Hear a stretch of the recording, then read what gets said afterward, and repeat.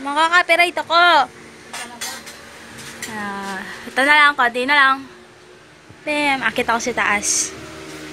Yan, dito wala na. Merong may birthday kasi. Ang ingay ng ante ko. Ayan, pag may maano dito. Tapos may tumawag, diba?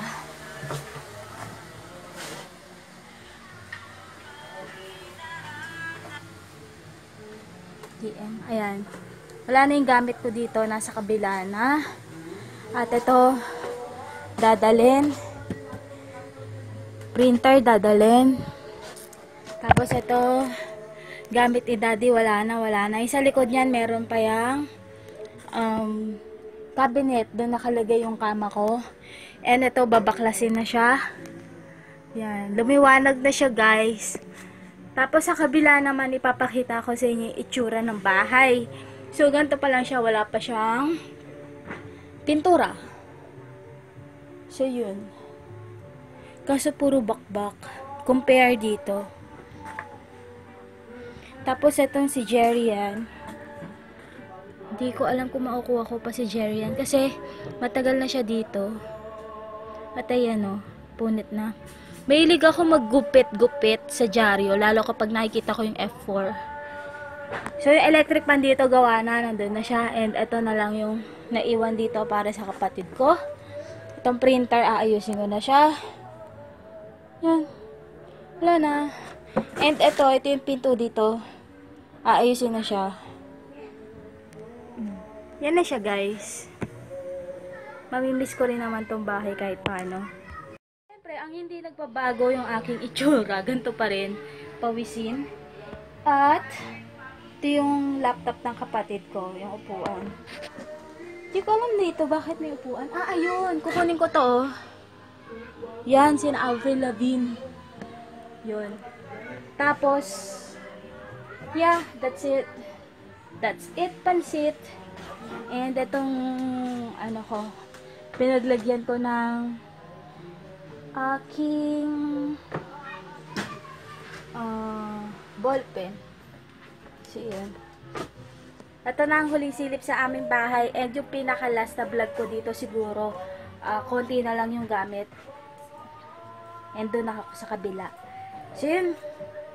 Siguro bukas, ipapakita ko naman sa inyo yung itsura ng bahay namin sa kabila. And ngayon, di ko alam po saan ako dito po pwesto dahil lahat ay sobrang liwanag dito sa bintana.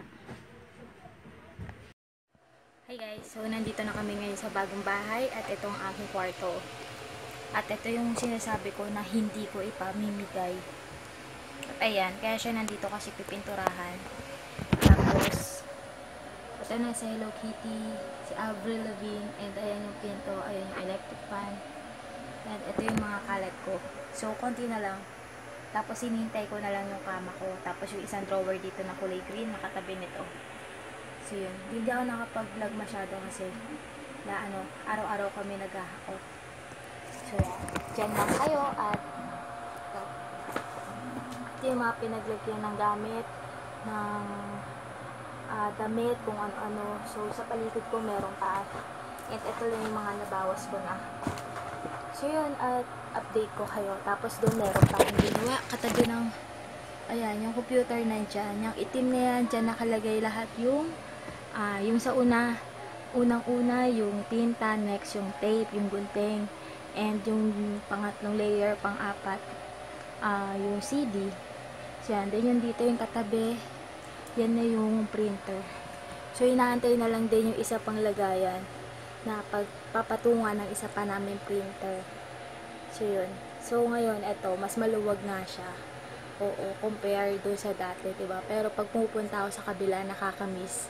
So, yun. At, reason din ko bakit hindi ako nakakapag-upload kasi wala kaming internet and hindi ko pa alam kung kailan kami magkakaroon kasi nga, dito na ililipat sa bagong bahay yung internet. So, yun, guys. Miss ko na rin manood ng mga vlog, no? Pero, pagka internet na kami, makakabawi na ako. Ang haba na ng mga imamarathon ko, 1 week na yata akong hindi nakakapag-online. So, mamaya na lang.